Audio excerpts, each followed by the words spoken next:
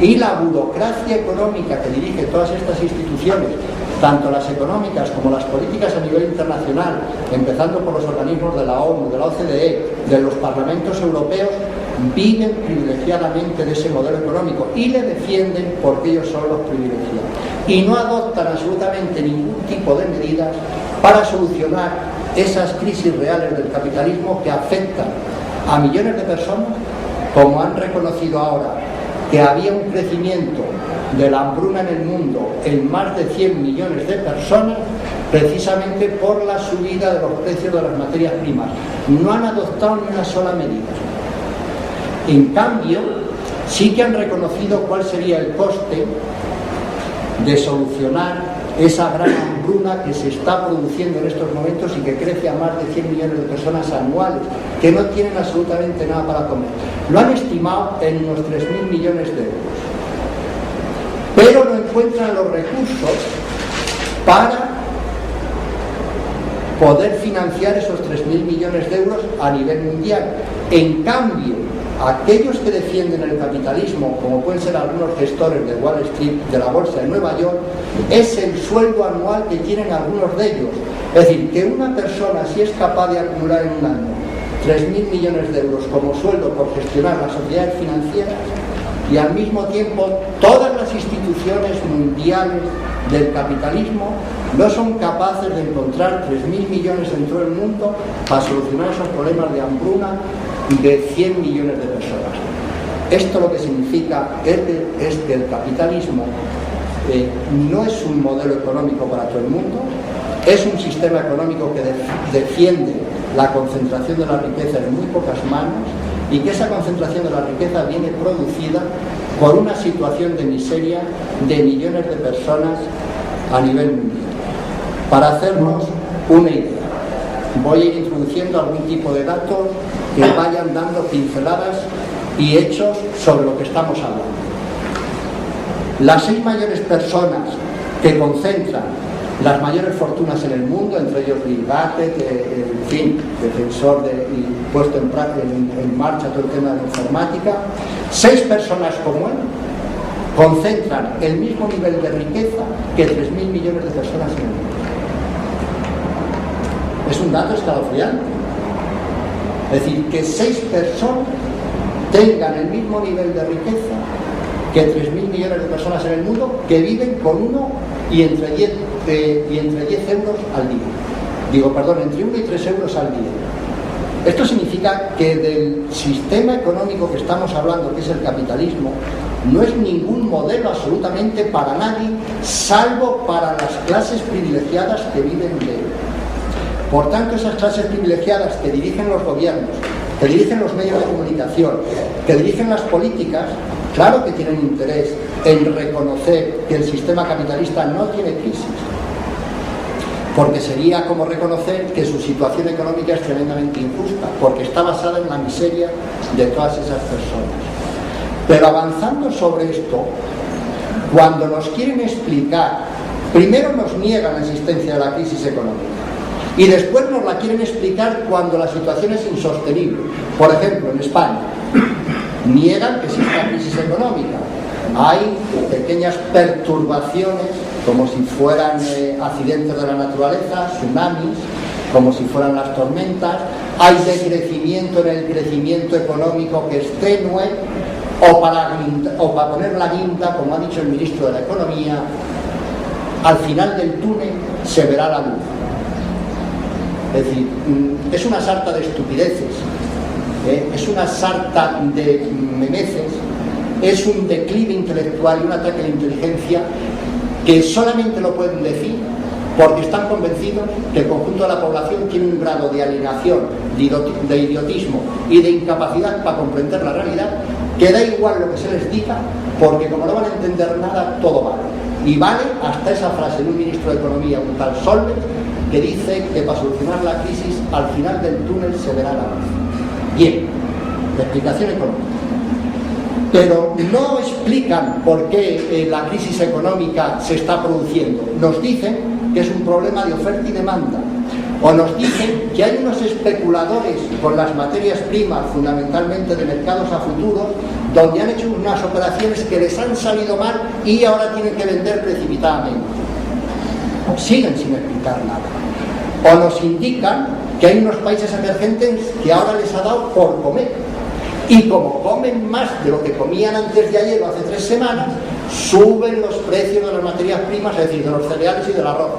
Y eso ha provocado esta crisis económica e inflacionaria, que suban los precios. Como antes la población no comía, la población ahora come, pues hay que subir los precios de los productos alimenticios, porque esto no puede ser.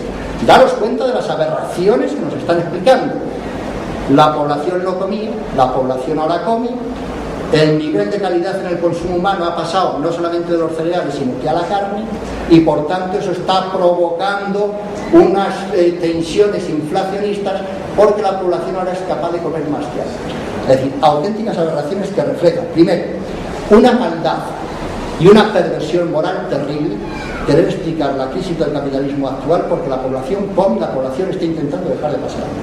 Es una perversión moral terrible, porque están viniendo a reconocer que lo suyo es que la población siguiera pasando el mismo hambre que pasaba antes, porque con eso no habría tensiones inflacionistas en los precios de las materias primas, fundamentalmente los productos alimenticios.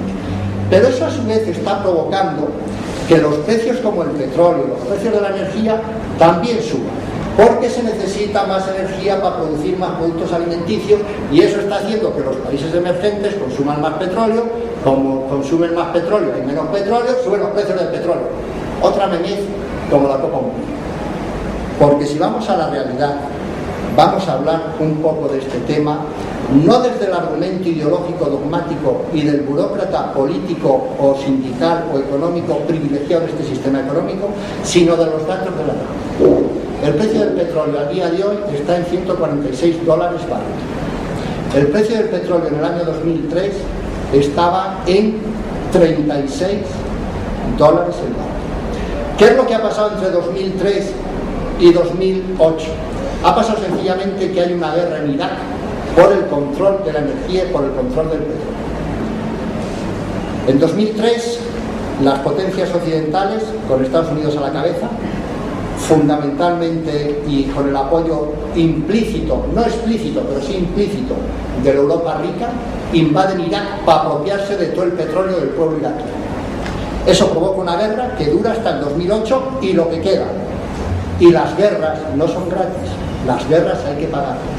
Y la guerra de Irak se está pagando vía precio del petróleo. Para que nos hagamos una idea,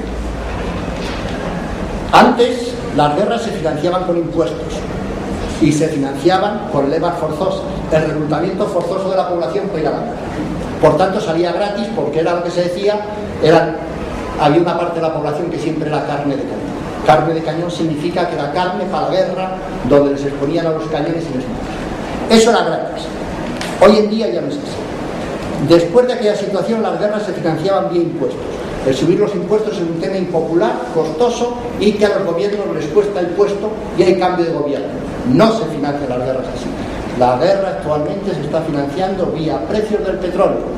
Hemos pasado de tener un precio del barril del petróleo de $36 en 2003 a $146 en 2008. Fundamentalmente la guerra de Irak. ¿Cuánto está costando la guerra de Irak? Y cuando os dé estas cifras, os voy a dar también las cifras que ellos dan de cuánto costaría solucionar los problemas de hambre en el mundo, incluidos los de sanidad, abastecimiento de agua y saneamiento de ciudades, y desarrollo educacional de las poblaciones.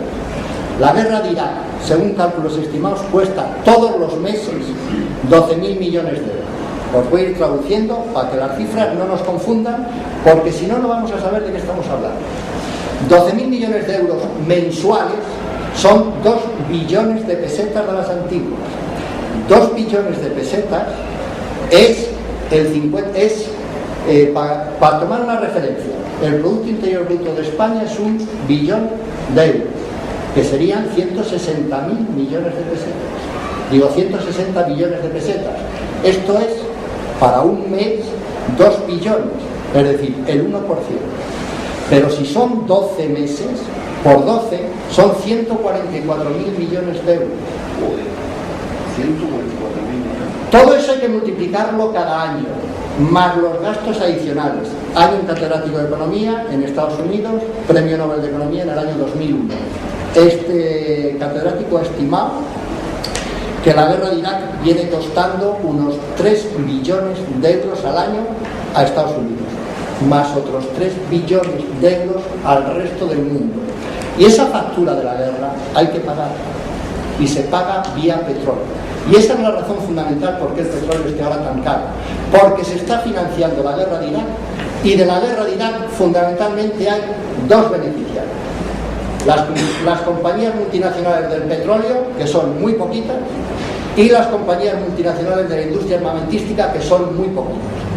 Y ellas dos, junto con los gobiernos que las dirigen, son los que están haciendo que el precio del petróleo tenga estos precios, y son los que están haciendo que el capitalismo entre no en una crisis más, sino que el capitalismo se muestre como es, así de criminal, así de terrorista, así de explotador, así de inhumano, así de injusto, así de dañino.